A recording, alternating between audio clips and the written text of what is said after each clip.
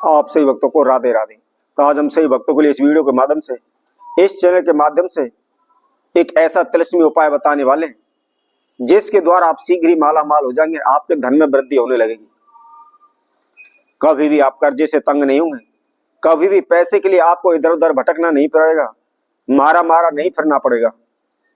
यदि आपके ऊपर किसी प्रकार का कर्जा है तो उससे भी आपको शीघ्र ही मुक्ति मिल जाएगी। जिस कार्य क्षेत्र में आप हाथ डालेंगे उसमें निश्चित ही आपको सफलता मिलेगी।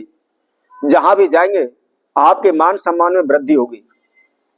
तो आज हम इस वीडियो के माध्यम से तिलिस्मी लौट का एक जानकारी उपाय आपको बताएंगे।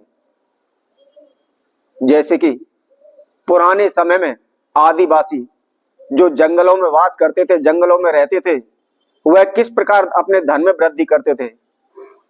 आप सभी ने देखा होगा, पुराने समय के आपने बंजारियों के बारे में भी सुना होगा। जो बंजारे हुआ करते थे उन पर बहुत अधिक धन हुआ करता था।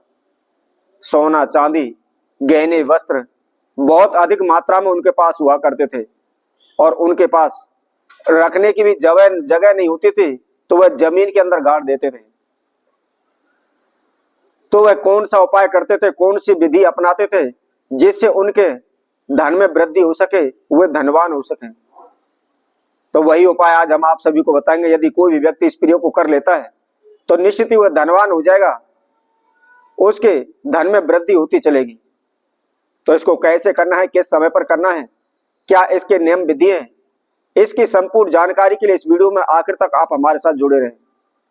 और इसके साथ साथ जिस किसी भक्तजन ने हमारे चैनल को भी सब्सक्राइब नहीं किया है वह सर्वप्रथम सब्सक्राइब करें, लाइक करें, कमेंट बॉक्स में जाकर के राधे राधे अवश्य लिखें। तो जैसा कि हम आप सभी को बता रहे थे, यह तिलिस्मी नोट बनाने का उपाय है जिसके द्वारा आपके पास धन की वृद्धि आती रहेगी, धन आता रहेगा, खर्च नहीं होगा। तो आप सर्वप्रथम विशेष ध्यान रखें, इस प्रयोग को आपने रवि पुष्य नक्षत्र और इसके साथ साथ गुरु पुष्य नक्षत्र, इन दोनों में से आप किसी भी नक्षत्र पर कर सकते हैं।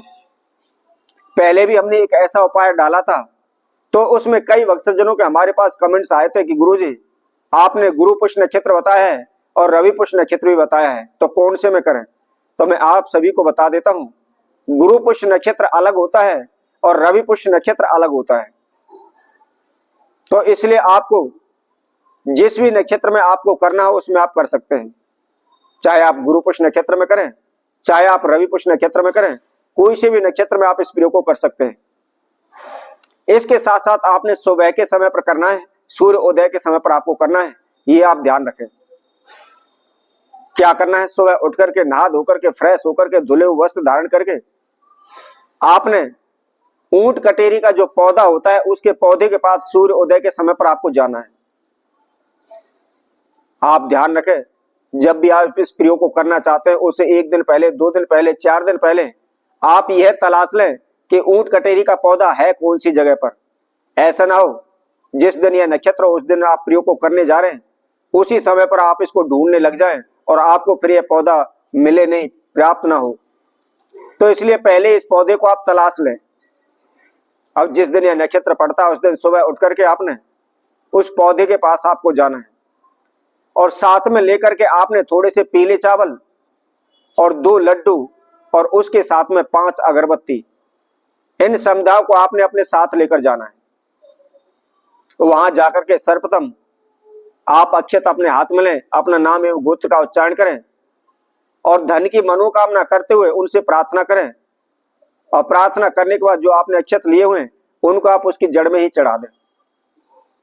अब चढ़ाने के बाद आपको क्या करना है, जो अगरबत्ती आपने ली हुई है अगरबत्ती जलाएं और जला करके उस पौधे के आप चारों तरफ अगरबत्तियों को लगा दें।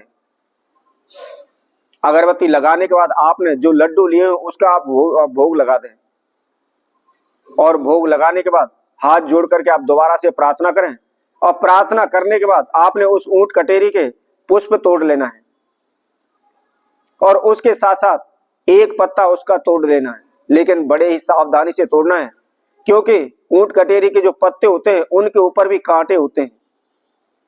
तो ऐसा ना हो आपके हाथ में चुभे, आपका खून निकले। आप बड़े ही आराम से उसको तोड़ करके अपने घर ले आए। अब घर ला करके अपने पूजा रूम में आप बैठ जाएं, आसन बिछा लें, आसन के ऊपर बैठे और पूरब की ओर आप मुख कर लें।